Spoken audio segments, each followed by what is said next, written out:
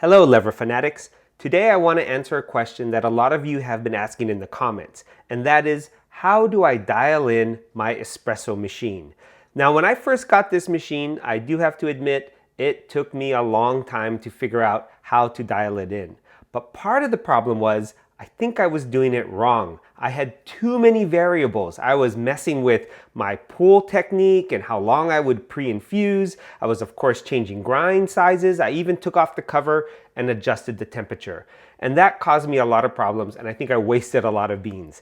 Nowadays, I've learned better, and I've reduced my dialing in process to one variable. And so today I want to share with you my dialing in process, and hopefully it'll help you with your dialing in, whether you have a lever machine or even a traditional electronic pump driven machine. Now today I'm using Lavazza Gran Crema. Not necessarily the best coffee, but it's great when you want to work up a recipe or figure out how to dial in your machine. In fact, I would highly recommend when you first get your espresso machine, don't try the super premiums right away. Practice on something a little more affordable where you can make a lot of mistakes. Now, I've already gone ahead and weighed out 3 baskets of beans here, and it's all 14 grams. I used my trusty digital scale from GreaterGoods, only 15 bucks, but it does the job. And I have 14 grams in each of the portafilter baskets. Now, if you think about all the variables that go into making a great cup of coffee, the most important thing, besides finding the right variables, is being able to keep it consistent. And consistency is so important because that's the only way you're going to be able to reproduce that great shot that you're able to come up with. So when it comes to a lever machine like this Ponte Vecchio Lusso, you've got several different variables, one of which is water temperature. Now on a electronic pump-driven machine, some have PIDs and different settings to allow you to quickly adjust the temperature.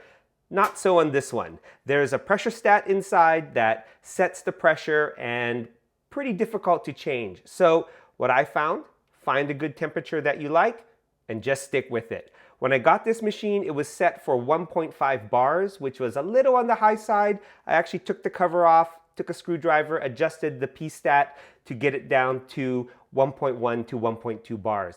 And I found that works with pretty much every coffee that I drink, especially the types of coffee that I like. So I don't mess with temperature. As long as the machine is up to temperature and I've purged it of some steam to make sure that there's no false readings, this thing is good to go.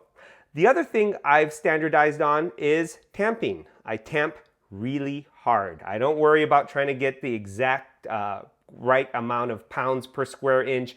I just push down and make sure I really compact the puck on every shot that I make. And that reduces one more variable. Of course, you've probably seen, if you've watched my videos, I always distribute with one of these needles.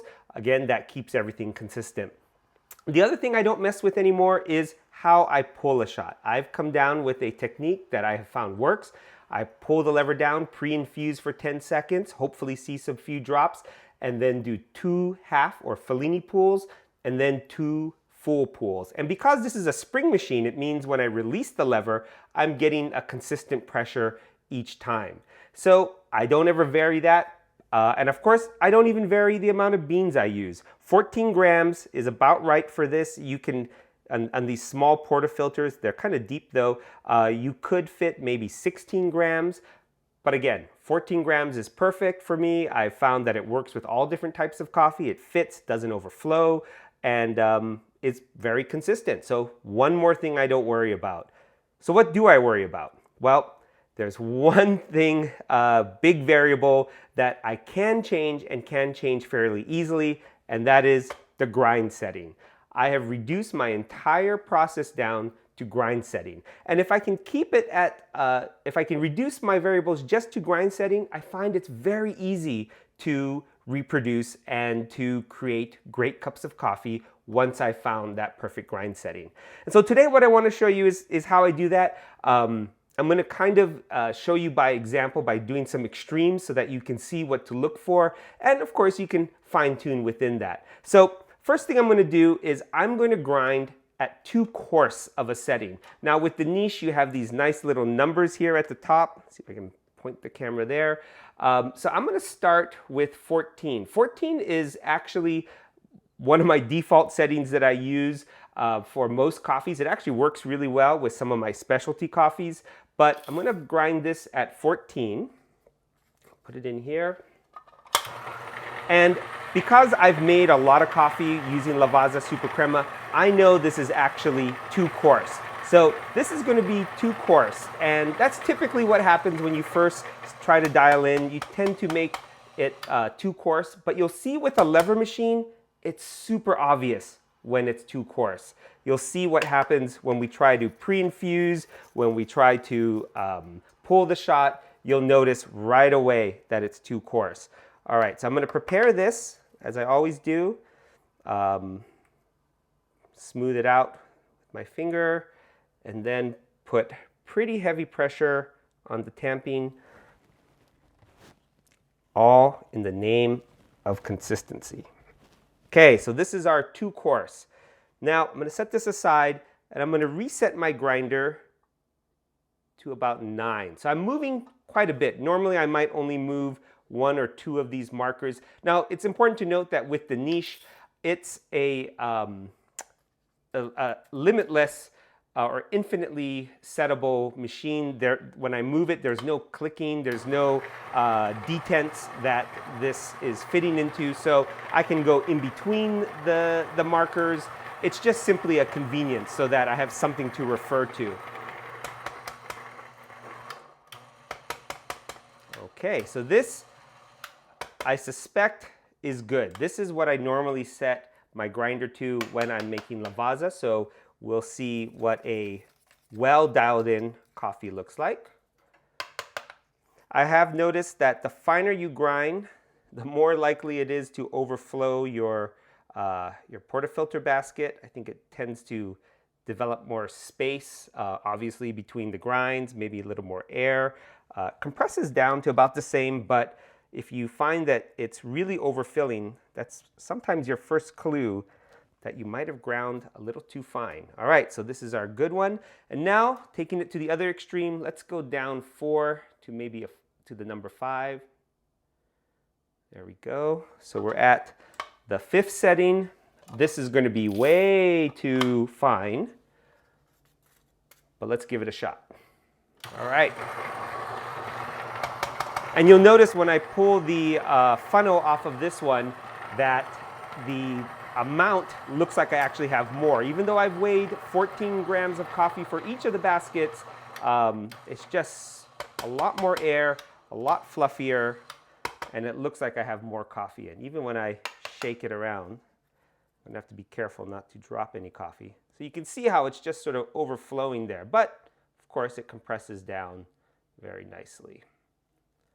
One of the great things about a grinder like the niche is you can make these changes very quick, and you don't need to purge in between each grinder setting. So it's a really nice grinder when it comes to a home barista who wants to really switch and try a lot of different coffees. Okay, let me reset this camera so you can get a little closer view of the actual shot pulling. And there's 2 things I want you to notice. One is going to be the lever, how the lever moves. That's something I always look at because you get a lot of information when you see the action of the lever. And the other thing is, of course, looking at some time. I don't usually time my shots, but I do have a stopwatch here to help us. Okay, so let's start with the first one, which, as we know, is the one that is 2 coarse. Put a cup under here. I'll do a standard 10-second pre-infusion. I'll pretend I don't know it's 2 coarse. Here we go. Start the timer. And you can see it's already pre-infusing. It's already coming out quite fast. Didn't even have to wait for it. At 10 seconds, we'll do the 2 Fellini pulls. And I'm going to release. And you'll see that lever just rise up very quickly. Do one more. And look at that. It's not even 30 seconds. And we are done. All right.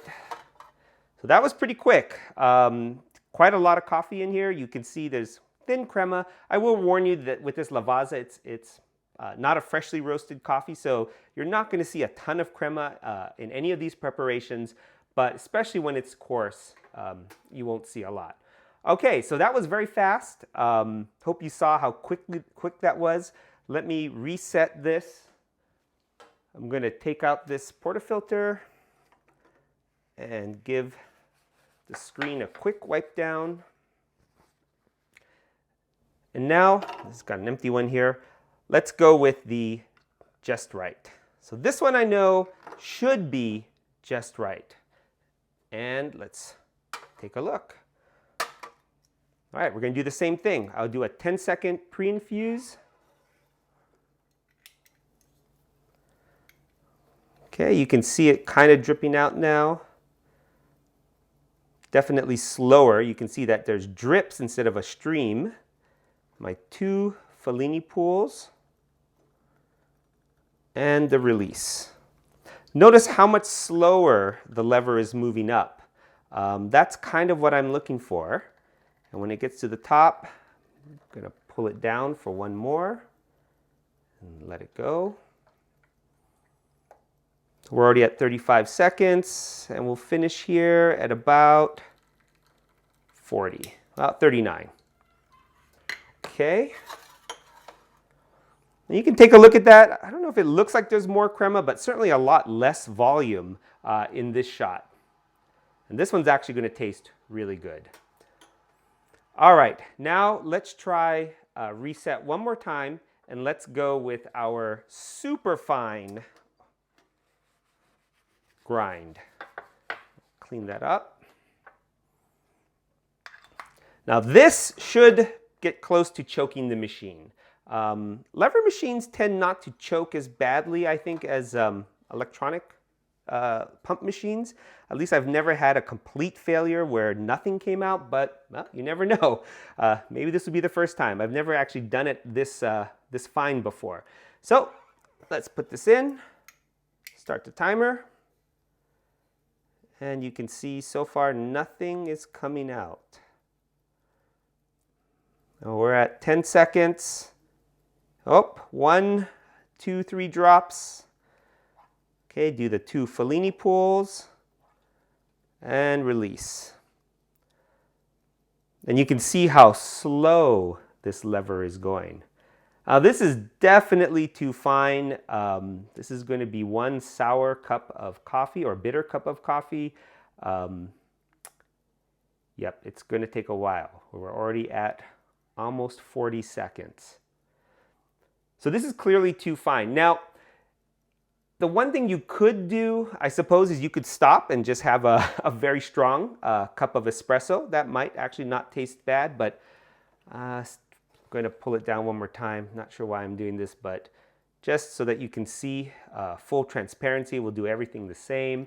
The lever's rising a little bit faster, I suspect, because the puck is fully wetted, so it's able to push the water through. And we're at about 1 minute and 12 seconds, and we are done. Maybe a little more crema on this one, but certainly a lot less volume, and that's not going to taste that great. So there you have it. This is how I dial in all my coffee. I simply do it by grind size.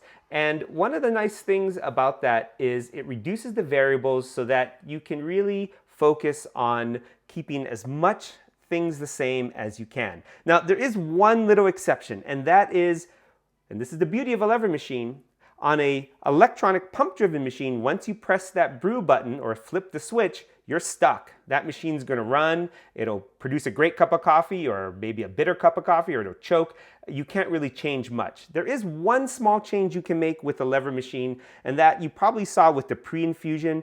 When I hold down the lever, if I've ground my coffee maybe a little too fine and I notice that it's taking time for the drips to start, I might hold it an extra 5 or 10 seconds. So instead of my 10-second pre-infusion, I might give it a 15 or 20-second pre-infusion and then do my technique. Now that would just be for that batch. I wouldn't necessarily make that batch over and over that way. I would probably grind a little less fine, but at least for that cup, I could still pull a decent cup of coffee.